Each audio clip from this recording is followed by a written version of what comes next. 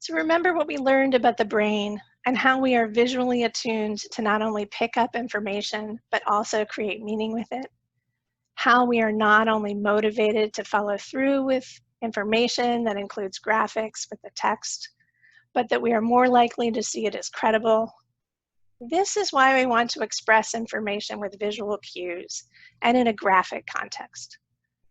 This is why we're taking the data from the spreadsheet, from the financial budget.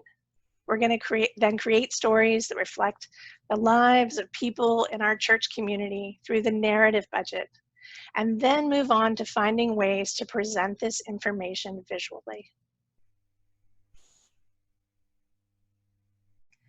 Here are some things that you may have in your narrative budget that tell a story about your ministries. We have baptisms and weddings.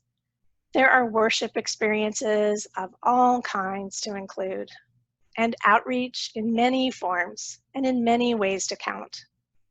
Discipleship and Christian formation opportunities like Bible studies are often areas that we count too.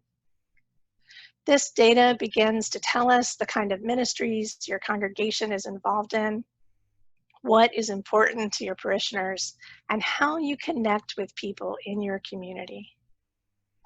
While every church will be a little different from one another, because every church is different from the other, most of the time we see stories that come through worship, formation time, parish life, pastoral care, and outreach and mission. So even this year, that is more than a little different. Think about the ways in which your congregation has maintained connections with one another.